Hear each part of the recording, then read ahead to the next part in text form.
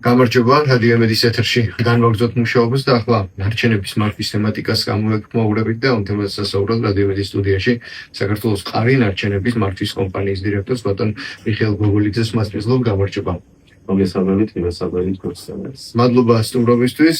ბატონ მიხეილ, ჩვენ ბოლო რამდენიმე წელია საკმაოდ სერიოზული ნაბიჯი გადავდგით ნარჩენების მართვის იმ თანამედროვე სისტემებისკენ, რომელიც ჰაერივით გჭირდება, რადგან ჯერ კიდევ ვართ იმ რეალობასა და მოცემულობაში, როდესაც ძველი საბჭოური სტანდარტებისა თუ მოცემულობის შესაბამისი სისტემით ხელმძღვანელობდით და ახლა ეს გარდამავალი ეტაპი გვაქვს ნარჩენების მართვის თვალსაზრისით და ამ მხრივ ალბათ ყველაზე გადამწყვეტი მნიშვნელობა აქვს სწორედ ნარჩენების განთავსების ობიექტის იმ ახალ კონცეფციას, რომელთა უკვე ხილულ და პრაქტიკაში მოქმედი სივრცეების ნახვა ძალიან სწრაფად გსურს და გვითხარით პირველ რიგში ალბათ საინტერესო იქნება თქვენი შეფასება და ამ დროისთვის არსებული რეალობა აი ამ გარდამავალ ეტაპზე როგორია. ჩვენ ერთის მხრივ ვიცით, რომ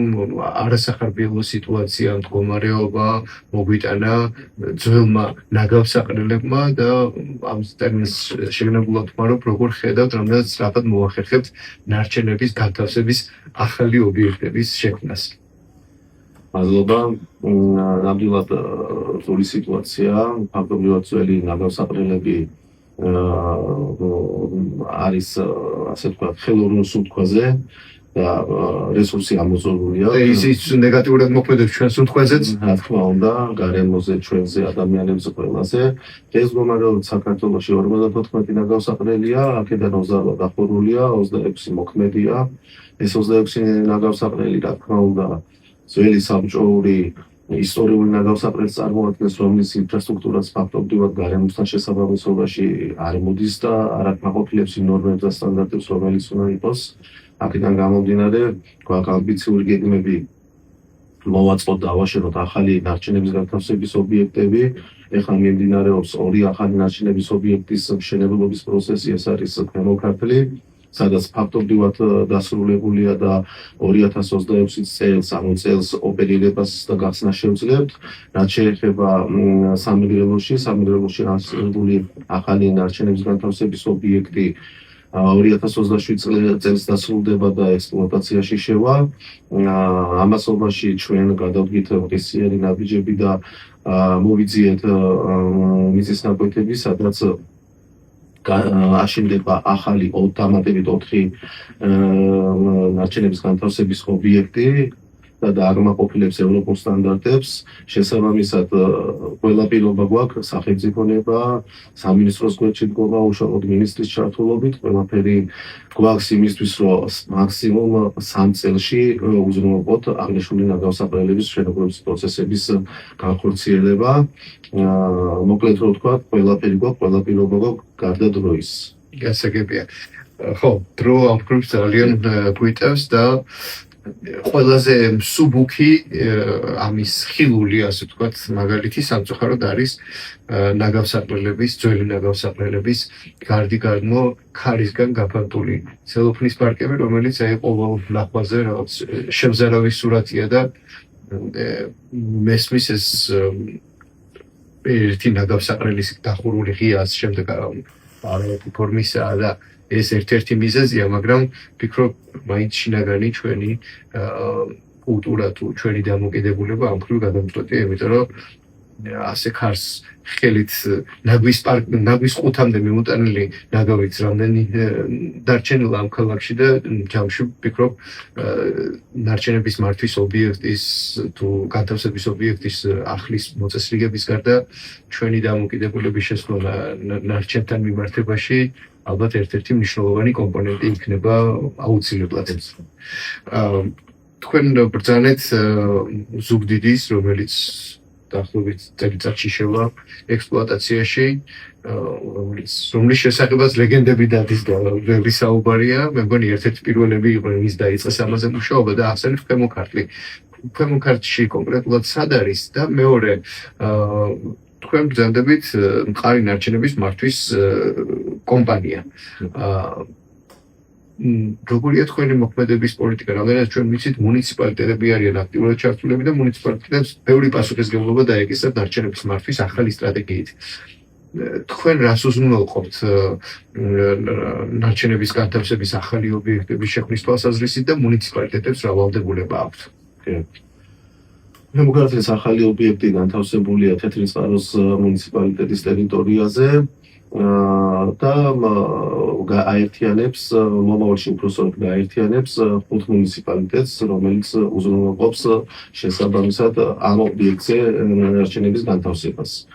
ჩვენ უკვე მოვახერხეთ და გავაფორმეთ ხელშეკრულება ჭიშკრის გადასახადთან დაკავშირებით, ეს პრეცედენტი პირველად ამ 5 მუნიციპალიტეტთან და შესაბამისად ეტაპობრივად განისაზღვრა მეთოდოლოგია გადახდის.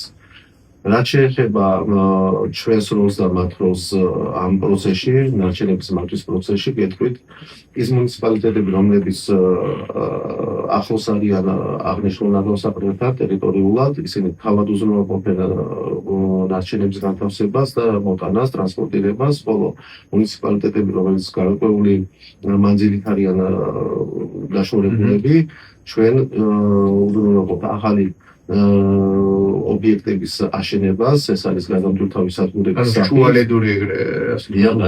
სადგურების სახით, სადაც მუნიციპალიტეტი მიიტანს და სპეციალურ კონტეინერში ჩაყრის ნაგავს, ხოლო ჩვენ სპეციალური ტრანსპორტით უზრუნველყოფთ მის ტრანსპორტირებას ჩვენს ობიექტს. ჩვენ ახალი კონცეფციით ზოგადად სეპარირებულ მეთოდზე ვართ გადართული და გასაგებია ჩვენ კი გვაქვს ქალაქშიც ამ სეპარირების თვალსაჩინო ნაგვისყუთები, მაგრამ ჯამში ჯერჯერობით სამწუხაროდ ეს ყველაფერი ერთ სივრცეში ერთნაირად გროვდება.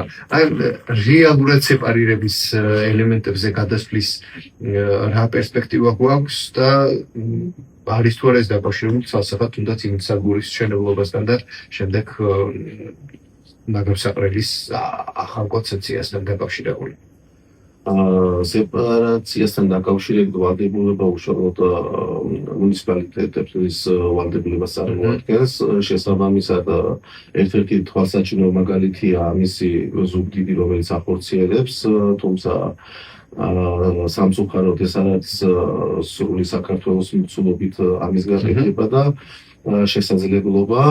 ჩვენ გვაქვს სურვილი და გვაქვს ვალდებულება იმის, რომ დავეხმაროთ მუნიციპალიტეტებს, კერძოდ მაგალითად ზუგდიდის მაგალითზე შემიძლია გითხრათ, რომ ამ ნაწილში ჩვენი დახმარება წარმოადგენდა ურნებით, აღჭურვილობით, კონკრეტულად ურნები, რომელიც ამ სეპარაციის ნაწილში გამოიყენება სპეციალური ტრანსპორტით და შესაბამისი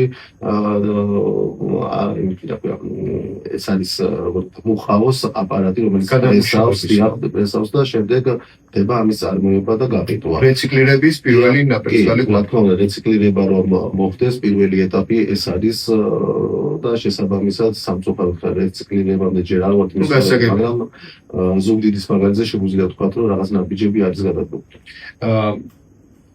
ჩვენ ვახსენებთ ზუგდიდი და ქვემოგართი თეთრი წყარო, ხო? კონკრეტულად მუნიციპალიტეტი.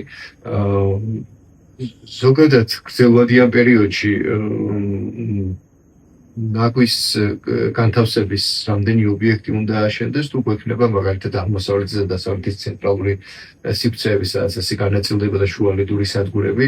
ანუ აი ამ ხრივ როგორ უყურებთ, როგორ იქნება და ზოგადად ამ მიმართულებით ძველი ნაგავსაყრელების ახალი სანიტარული ნაგავსაყრელებით შეცვლა თანამედროვე სტანდარტებით, აი ამ ინფრასტრუქტურის განახლება კი არა, საერთოდ ახალი ინფრასტრუქტურის დანერგვას რა დრო ჭირდება და კონცეფციურად ეს როგორ იქნება მუნიციპალიტეტებში კიდევ უნდა აშენდეს თუ გვექნება თქვა აღმოსავლეთ-დასავლეთის ცენტრები. დიახ, საინტერესო კითხვა.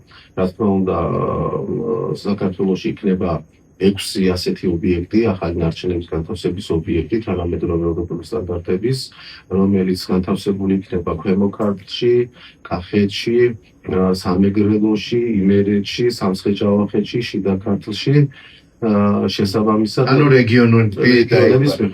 რეგიონების სულ ჯამში 6 იქნება და შუალედურ გორსასაც თქვენ გულისხმობთ, ეს არის გადამტვირთვავის სადგურები, რომელიც იქნება დაახლოებით 20-მდე და მოემსახურება გარკვეულ რეგიონებს, სადაც არ იქნება გადასაყრელები, იქ ამ სერვისის მომსახურება განხორციელდება გადამტვირთვავის სადგურების მეშვეობით, რომელსაც ჩვენი კომპანია უზრუნველყოფს სრულად. ეს ექვსივე იქნება თქვათ ღია თუ იქ დახურული ელემენტებიც იქნება არა, ეს იქნება ღია გადასაყრელი, ასე ვთქვათ, როგორც არის ძველი მოძველებული ინდუსტრიის, უბრალოდ ახალი გათვალისწინებული ნიადაგის დაბინძურების კომპონენტი, ანუ წყლის მოვლისა და სისტემის სპეციალურ სისტემის გავლით მისი გაფილტრა და გამოყოფა, გაზის შეკრება და მისი გამოქვეყნება და ასე შემდეგ და რაც უკვე გარემოზე უსაფრთხოებას ხელს შეუწყობს. კი ბატონო. ჩვენ ევროდირექტივებისა და ვალდებულების შესაბამისად მოვედით აი ამ მდგომარეობამდე, რომ თანამედროვე სტანდარტების შესაბამისად ვცდილობთ ნარჩენების მართვას. თქვენ მართლაც ვძალებთ, რომ აი ახლა საიტში მოგვიწევს მუშაობა და რაღაც დრო არ უნდა დაიკარგოს, ისედაც დაკარგულია. რამდენიმე ხანია, რაც გამოჩნდა ჩვენს რეალობაში, საკანონმდებლო დონეზე, რაც ალბათ ადრე ასეთი არც არსებობდა, ნარჩენების მართვის სპეციალისტის გაგება. და შრომის უსაფრთხოების სპეციალისტის არ იყოს, რომელიც ბუმიც იყო და შემოვიდა ეს რეალობა ჩვენთან. მე დაახლოებით ასეთ ბუმს ველოდი ნარჩენების მართვის სპეციალისტობის მიმართულებითაც და თითქოს რა უნდა არაფერი არ არის ამ დროს ნარჩენების მართვა თავისი კლასიფიკაციით და მრავალფეროვნებით საკმაოდ მოცულობითია, რთულია. ძალიან ბევრი კომპანია წავიდა იმ გზით, რომ ნარჩენების მართვის სპეციალისტი, თუ შესაძლებელია, ვინც შტატში ყავს, იმას დაუმატო პასუხისმგებლობა და ამასაც მიხედე. იქ უკვე სხვა თემა გადაამზადა, არ გადაამზადა, რა დონეზე აიმაღლა ცნობიერება და შემდეგ. მოკლედ კითხვა მიმყავს საით. მას შემდეგ რაც ნარჩენების მართვის სპეციალისტის ცნება შემოვიდა, როგორ ატყობთ, რამდენად აჩქარდა ზოგადად ტემპი კომპანიების და ზოგადად კორპორაციული პასუხისმგებლობა ამ მიმართულებით, იმიტომ რომ ჩვენ ხო ახალი კონცეფციით მივდივართ იქითკენ, რომ ნაგავს ვინც წარმოშობს, იმის ჩართულობა უნდა იყოს ნაგვის წყალებში უტილიზაციამდე. მოკლედ ამ მიმართულებით პრობლემა რა თქმა უნდა ისევ არის, სამწუხაროდ კადრები ჭირს, ძალიან ჭირს და როგორც ნარჩენების მართვის, ისე სხვადასხვა კომპანიების მიმართულებით, ჩვენი კომპანიის მიმართულებით ამ მიმართულების კადრების მოძიება არის ძალიან ძნელი. და შესაბამისად პრობლემებთან დაკავშირებული ჩვენ ვცდილობთ, რომ გარკვეულ პოზიციებზე შევარჩიოთ ისეთი კადრები, რომლებსაც გარკვეული გამოცდილება ნარჩენებთან მუშაობის სპეციფიკასთან დაკავშირებით და გვიწევს ახალი ძველი თანამშრომლების ახალი კურსების გადამზადება და შესაბამისად ესეთი მეთოდებით წასვლა, რადგან ეს პრობლემაა ნარჩენების მართვაში სპეციფიკური და ესეთი გამოცდილი კადრების მოცემა. გასაგებია. როგორ ხედავთ, რამდენად დაგეგმილ დროში შევძლებთ იმას, რომ საბოლოოდ ნარჩენების განთავსების 6 მთავარი ობიექტი გქონდეს ქვეყანაში და აი სეპარირება და შემდეგ რეციკლირება ალბათ ერთი უწყვეტი ხაზია, აი ამ მიმართულებით რეალურ მოცემულობაში გადასვლის პერსპექტივას ხედავთ უახლოეს 2-3 წელიწადში თუ ეს ცოტაა ეს დრო. ჩვენი სამოქმედო გეგმის მიხედვით დაგეგმილია უახლოეს 3 წელიწადში განვახორციელოთ აღნიშნული ნარჩენების განთავსების ობიექტების აშენება. შესაბამისად ჩვენ ვფიქრობთ, რომ 28 წლის ბოლოს, 29 წლის პირველ კვარტალში უკვე გქონდეს ახალი ობიექტები. ამ ეტაპზე გადადგმული ყველა ნაბიჯი ჯერჯერობით კარგად და ეფექტურად მიმდინარეობს. ეხლა ამ ეტაპზე ვართ მოძიებული მიწების, ანუ მიწის ნაკვეთების ტერიტორიების კაპიტალში შემოტანის პროცესში ვართ, რომლის შემდგომი ეტაპი იქნება უკვე სპეციალური კვლევების ჩატარება და კვლევების შემდგომ უკვე ტენდერების გამოცხადება, რომ სამშენებლო პროცესამდე მივიდეთ. რა თქმა უნდა ჩვენ ვცდილობთ რომ რაც შეიძლება მალე დავიწყოთ ეს პროცესები, თუმცა არის გარკვეული შეფერხებები, რაც ჩვენსგან დამოუკიდებელი მიზეზებით ხორციელდება, თუმცა მაინც ჩქარი ტემპებით მივდივართ, იმიტომ სულ რაღაც 3 თვეში უკვე გვქონდა შედეგები ტერიტორიების მოძიების ნაწილში. დიდი მადლობა მინდა უთხრა მუნიციპალიტეტებს, სახელმწიფო უწყებებს, რომლებიც აგვეხმარნენ ამ ყველაფერში და გვერდში ერთად გომით მივახციეთ იმას, რომ დღეს უკვე 4 ახალი ტერიტორია შერჩეულია და პროცესში ვართ. რაც შეეხება ძველი ნაგავსაყრელებს, როგორც კი ახალი ნაგავსაყრელები აშენდება, ეტაპობრივად დაიყურება ყველა ნაგავსაყრელი, რომელიც უკვე ძველია და შესაბამისად ამას ეტაპები ჭირდება. აი მაგალითად ფემოქართლის მაგალითზე შემიძლია გითხრათ, რომ წელს უკვე დაიყურება 3 ნაგავსაყრელი და შესაბამისად ყოველ წელს ახალი ნაგავსაყრელის უბრალოდ ნარჩენების განთავსების ახალი ობიექტის დამთავრებისთანავე ეტაპები ზუსტად ძველის დახურვა იქნება, რაც გარემოსთვის ძალიან მნიშვნელოვანი და ჩვენთვის ქვეყნისთვისაც მნიშვნელოვანი ფაქტორია.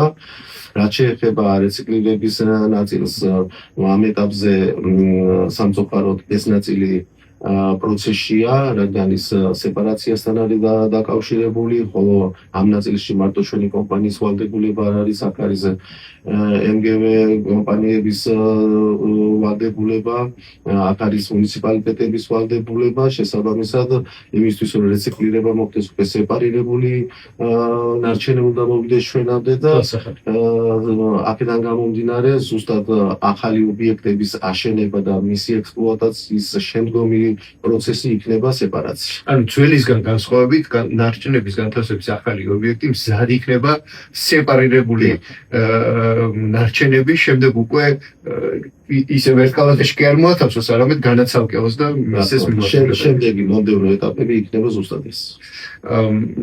მე თუ არ ვწდები, გვაქვს გრძელვადიანი, თუ არ ვწდები 15 წლიანი სტრატეგია ნარჩენების მართვის და მე მგონი ეროვნული სამოქმედო გეგმას აქ 3 წელიწადში ერთხელ უნდა განხილდეს. ორ კითხვას გავაერთიანებ ჩვენი დიალოგის ბოლო ნაწილში. ერთი ბოლო 3 წლეულის გეგმის შესაბამისად რამდენად ვასწრებთ და ტემპში მივყვებით ამ ყველაფერს და მეორე მუნიციპალიტეტების ჩართულობა ყველგან ერთნაირად მაღალია თუ არის მუნიციპალიტეტს სადაც უფრო მეტია აქტიობა, სადაც უფრო ნაკლები და მესამესაც ჩავთავ ის ნაგავსაყრელები, რომლებიც დაიხურება იქ ნაგვის მართვის სხვა დამოკიდებულება იყო და ნიადაგის საბიძურების სხვა ელემენტები და სხვა მოცემულობაა. ის რომ დაიხურება გასაგებია მეორე დღეს იქ პოსტას ვერ გააშენებ პირობითად და ვერაფრისთვის ამას ასე ვთქვათ ვერ გამოიყენებ. აი მათი შემდეგ საერთო სარგებლობის ექსპლუატაციაში შემოსვლის როგორი წესები გვაქვს? რაც შეეხება გეგმას, იყო რა თქმა უნდა ჩამორჩენები, თუმცა ბოლო პერიოდში ეს გეგმა მთლიანად შესრულილია და სამინისტროსაც და ჩვენც გვაქვს